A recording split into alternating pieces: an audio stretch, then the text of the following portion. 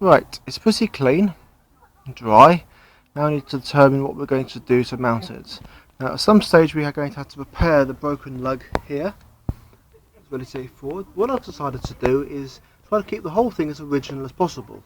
Now, whatever on earth it was being used for, it was supposed to be an adjustable base. And that's it's bolted there for a very long time. So I'm going to unbolt the actual engine from the frame.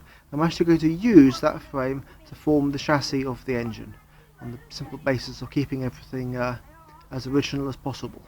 So because you're going to walk into things, I'm going to actually sort of cut it down a little bit to keep this end here where that bolt is, centre picture. I'm going to remove it around about there, and that will form one end of the chassis, so it's making it even. And the other end I'm simply going to trim up and tidy up the broken edges. And hopefully then, once we've got two tubes underneath, we can make a nice little wheel chassis for it, which will make it easy to move, and then later on I can mount a dynamo or get it to do various things. For the time being, it's now cut off a little bit of the original, keep as much as possible, and go from there. Right, after the first afternoon work, we found we had a stuck exhaust valve, which fortunately, by removing the spark plug, you can actually see, and we just with a little wooden dowel tapped it down with a bit of oil, and that freed up quite quickly. Just a couple of applications. We took the cover off the points. I found the points to be dirty, so we gave the point a clean and re-gapped them to 15 thou, and it gave a very big fat spark to the spark plug. That's after going straight through me, so ow, yeah, I know there's a spark that works.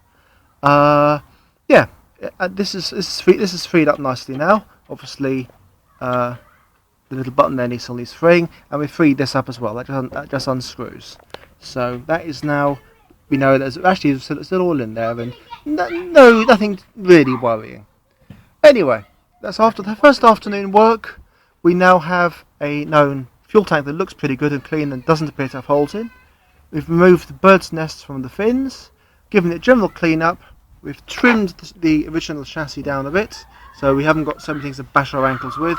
So tomorrow we undo these bolts here, and we're going to weld on a couple of beams and put the wheel tubes in. And there's oil in the sump, and if I look from this angle here, I haven't cleaned that brass. That's the way it came out underneath the washing of oil. So really very, very impressed. Looking good. Anyway, that's the first instalment of day half of the Peta A 1.5 horsepower at 750 RPM restoration.